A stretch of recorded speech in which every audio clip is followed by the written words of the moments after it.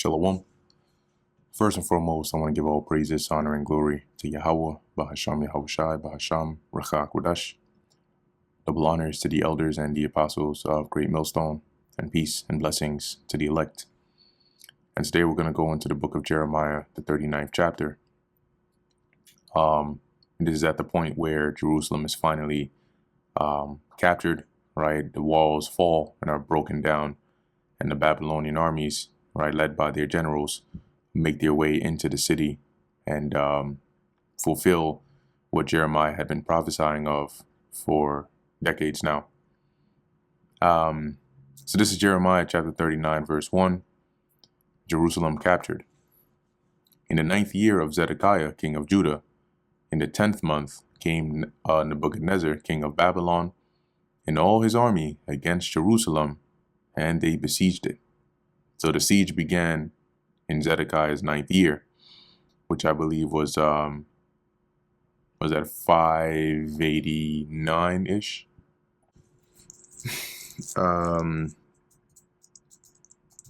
Zedekiah. Yeah, from 597. If we count down, his 9th year would be right around 589. So that's when the siege began, and I believe it lasted for about 2 years or so. So as it says, and in the 11th year, so about 2 years, give or take, of Zedekiah, in the 4th month, the 9th day of the month, the city was broken up. So the walls fell, and they broke through.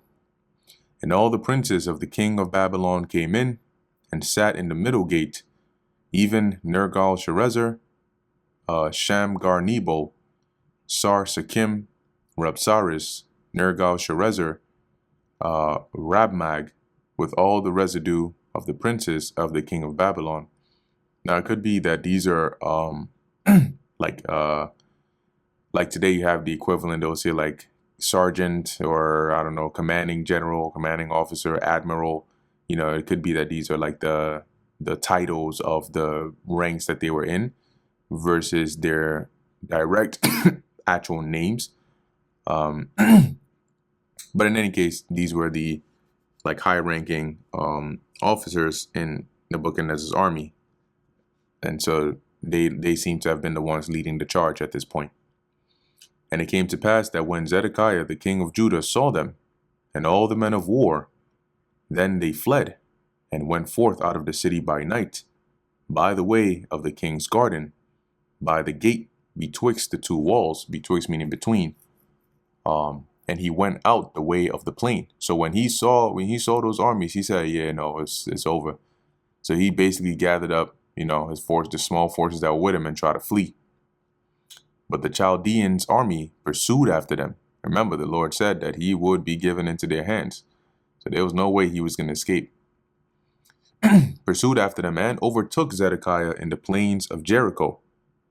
And when they had taken him, they brought him up to Nebuchadnezzar, king of Babylon, to Riblah, in the land of Hamath, which is up there around the region of Syria, where he gave judgment upon him. So now Zedekiah got captured, and I believe in the other accounts of this pursuit, it mentioned that a good portion of his army fled and basically forsook him, Zedekiah, that is. And so when we look here, I pulled up a map, rough estimation, but you can see he fled from Jerusalem, got caught right around somewhere here in the plains of Jericho, and then they took him all the way up to where Nebuchadnezzar was, in Riblah. Okay. And it wasn't always that the like Nebuchadnezzar, he didn't necessarily have to be here in the heat of the battle, right? That's why he had his officers or princes lead the charge. Verse 6, then the king of Babylon slew the sons of Zedekiah in Riblah before his eyes. So Zedekiah had to watch his sons be put to death before him. Also, the king of Babylon slew all the nobles of Judah. Moreover, so these are, if you think back, if you throughout the ministry of Jeremiah, you had those that didn't take heed, right? That didn't believe that those that put him in the dungeon, that wanted him dead and all of that. Well, they got what was coming to them. Moreover, he put out Zedekiah's eyes and bound him with chains. So he basically, plucked out his eyes, stabbed him up, whatever the case is. But Zedekiah was now, blind, and bound him with chains to carry him to Babylon. And the Chaldeans burned the king's house and the houses of the people with fire and break down the walls of Jerusalem. So you can imagine them, kicking in there, burning, breaking, killing, slaying, basically chaos, anarchy, just violence everywhere. Then Nebuzaradan, the captain of the guard, carried away captive into Babylon the remnant of the people that remained in the city, and those that fell away, that fell to him. And these are those that defected or, voluntarily surrendered onto the Babylonians, them along with those that were left in the city.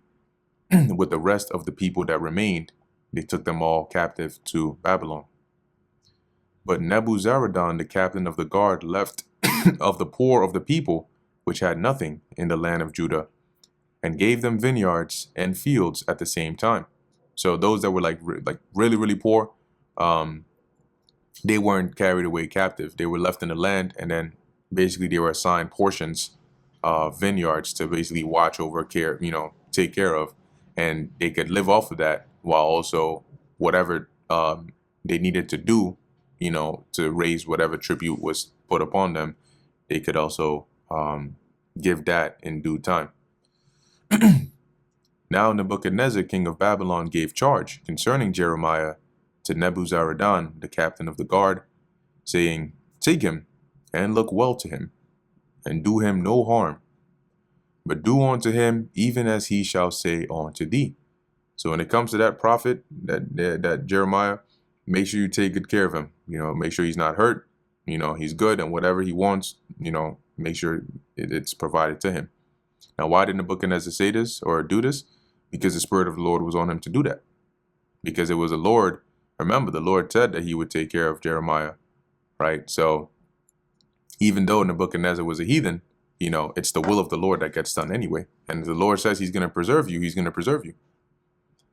So Nebuzaradan, the captain of the guard, sent, and Nebushashban, Rabsaris, and Nergal-Sharezer, Rabmag, and all the king of Babylon's princes. Even they sent and took Jeremiah out of the court of the prison. So they basically finally got him out of that prison, and committed him unto Gedaliah, the son of Ahikam, the son of Shaphan, that he should carry him home. So he dwelt among the people. And Gedaliah was appointed as like the governor of Judah now, having had the majority of people carried away captive. So they freed Jeremiah and allowed him to dwell amongst the people. Now the word of the Lord came on to Jeremiah while he was shut up in the court of the prison. So before he got freed, saying, "Go and speak to Ebed-Melech, the Ethiopian, saying, Thus saith the Lord of hosts, the God of Israel." So prior to the invasion, when Jeremiah was in the court of the prison, right? This wasn't a dungeon, so he still had, once again, like limited roam or limited freedom within that area. So the Lord tells him to go and find the Ethiopian, the eunuch that had spoke to Zedekiah to have him removed from that dungeon so he wouldn't die there. It says here, "Behold," this is what the Lord said concerning Ebed-Melech, "Behold, I will bring my words upon this city for evil and not for good." So the things that I've said I'm going to do to this place, I'm going to do it. And it's not going to be good. "And they shall be accomplished in that day before thee." So you'll witness the destruction of this place. That's certain. That's going to happen. "But I will deliver thee in that day, saith the Lord Yahweh, and thou shalt not be given into the hand of the men whom thou art afraid." So when they come through and they're destroying and so on and so forth, you'll be delivered. Okay? "For I will surely deliver thee and thou shalt not fall by the sword, but thy life shall be for a prey unto thee. So I'll give you your life as a reward, because thou hast put thy trust in me, saith the Lord Yahweh. And why did the Lord say that? Because had Ebed-Melech not believed the things that Jeremiah had said, why would he even plead on Jeremiah's behalf to have him delivered from that dungeon where he was left to die? And so the Lord rewarded that by, preserving his life at the time when the Chaldeans broke through. And that's the end of Jeremiah chapter 39. Lord willing, this is edifying to the elect. In closing, I want to give all praises, honor, and glory to Yahweh, Bahasham, Yahweh Shai, Bahasham, Recha, Kodash. And until next time, Shalom.